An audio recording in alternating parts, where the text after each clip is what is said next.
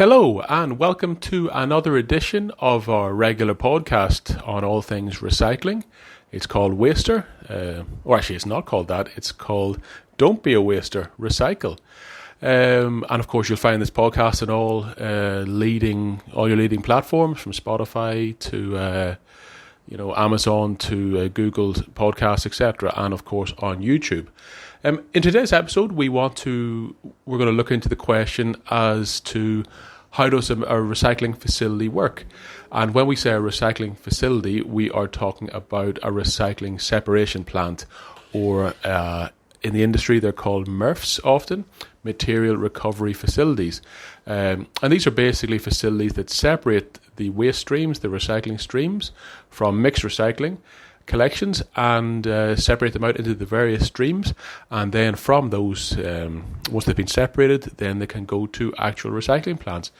So we will discuss, I suppose, the importance of these facilities first of all, and then give you a bit of an overview as to how they work. And I'd also recommend anyone who gets the opportunity to visit one, they should really take up the chance because they're quite interesting.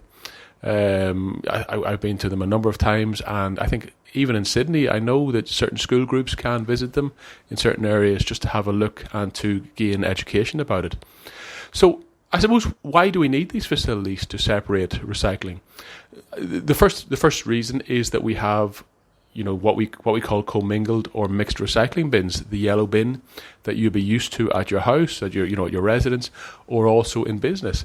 And these bins they're very versatile bins because they contain multiple waste streams. You can put containers, whether plastic, milk containers.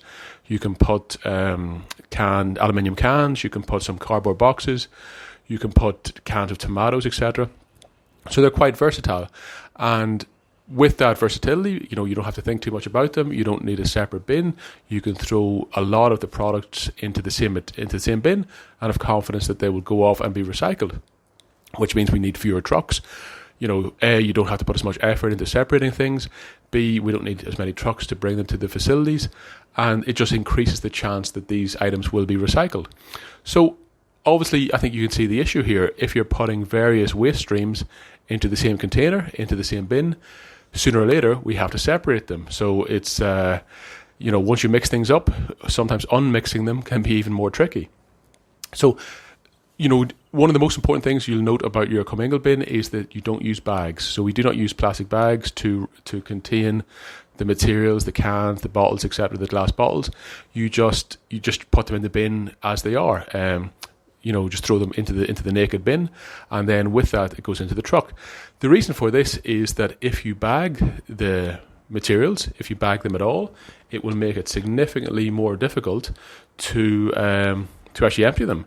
It will make it harder to separate them out, and so that's why.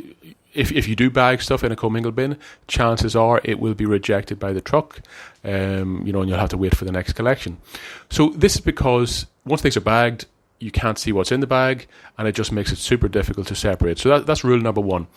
Once you go to the recycling facility, and these, we call them MRFs, or materials recycling facilities, they are, I suppose they're basically like huge warehouses is what they look like from the outside. Very large buildings, generally square or rectangular style buildings, very large.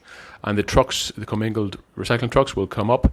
They generally don't crush the materials to a large extent, not in the same way that you would get in a general waste truck. But the stuff will be emptied in more loose, and then once you get there, the trucks will dump the materials onto some format, some loading dock or a conveyor system that will enable the waste or the recycling materials to start processing through a conveyor belt system through different what we call separation mechanisms. And some of these are quite interesting in the way that they use gravity, they use shape, they use size, anyway, some like quite not exactly the most modern systems sometimes, but simple technology applied to separate out the various streams. So, I'll give you a brief overview. Obviously, on a podcast format, it might be more useful to actually see this visually, but we'll cover this in a in a verbal format now, and we'll provide notes in the show notes, etc. So where you can go and see additional information on this topic. So once we start off, you start on the conveyor belt system, and the materials are dumped onto that at a certain speed. The first thing we generally would have is we would have people called pickers who would be standing on either side of the line, wearing protective clothing, wearing gloves, aprons, goggles, those sort of things, just because you need to be protected from, say, broken bottles, anything that shouldn't be in the bin. And of course, we all know things get dumped in bins that shouldn't be there, from syringes to, the jagged cans of different things. So the pickers will be wearing protective gear, and their job at the beginning is just to separate out any large, visibly items that should not be there, that will mess up the separation systems that we will get into further down the line. So that's the first human element that goes into it, and that's a screening approach that removes stuff. Also, paper and cardboard can be removed at this point in time, because obviously cardboard boxes are quite large and they can be pulled out from the system and pushed along. Next, and obviously the order that this occurs in could be different in different facilities. Next one, we'll go through a glass processing, where glass is separated by size, obviously different sizes of bottles and different colours, and it'll be separated out often through mechanisms such as trommels, etc., where glass will be heavier than other items, and it will fall to the bottom. Plastics and stuff like that will generally be lighter, and this will enable separation. So once you remove the glass, it will generally be crushed and sent off to a recycling facility, where it would be recycled into new glass products. And of course, we've covered in previous podcasts that glass is infinitely recyclable. It can be recycled over and over again, and there's no requirement to add new glass to that. Paper and cardboard, as we mentioned, then will be separated out. They also will be sorted and shredded and sent off generally to a cardboard recycling facility. So as we're reducing down the volumes or the quantity of items, the actual mechanisms of recycling becomes less manual and probably a bit more mechanical and using technology. Aluminium processing would be probably next.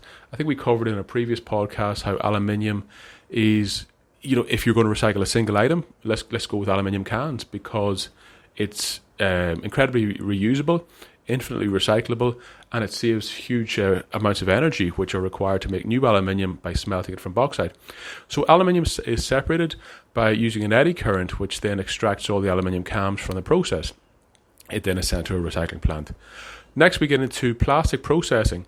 So high-quality plastic streams will be sorted, and again, this is generally through gravity-style mechanisms, whereby things can be dropped. And there's quite a bit of ingenuity to this. We'll link to some videos in the notes, whereby the materials will go up a slope, and then items will drop back based on their densities, on their weights, etc., their sizes, and that enables quite efficient separation and then movement on to processing. So after that, we move into steel processing. Obviously, there'll be some steel contained in the bins and in the rubbish, and you'll be utilising aspects such as electromagnets, which will simply just pull the metal aspects out of the remaining waste streams, and then that is again sent to a metal recycler. So if you think about this, along the processing, along the conveyor belt, items are dropping out at different positions. They're dropping out at different places along the line, and then at those places they're being baled, compacted, and processed either on site if it's a very large facility, or more likely shipped to a specialist recycling facility for that exact waste stream. So the paper and cardboard goes to the paper and cardboard facility, aluminium, and so on and so on. So I suppose these plants are required. Obviously, there will always be also some general waste at the end, based on contamination, based on items, maybe very small items that can't be recycled. And let's be honest, you can constantly improve these facilities. There are items that will not be recycled through these facilities, such as bottle tops, things like that, which can be recycled if we build facilities and collection mechanisms, but in 2022 they will generally go to landfill or general waste. So there's constant room for improvement. These are by no means perfect systems or 100% foolproof systems, but they have very effective mechanisms to separate out the vast majority, the large percentages of what we put into them. So, I hope you found this interesting. I think this will, we'll obviously link to some videos, etc., in our show notes. and show how this can work. Really give you a feel as to the size, the systems in place for separating waste. Some of them are quite ingenious.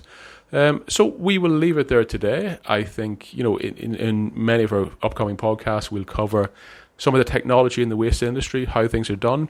And I think if you understand how things are done, it'll give you an understanding as to how some of the bottlenecks in the recycling process.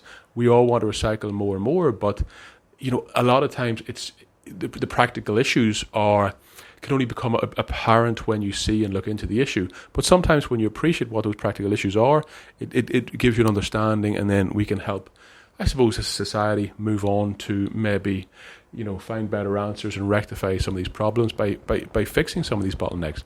So I'll leave it there today, and again we'll leave you with our slogan: recycle, don't be a waster.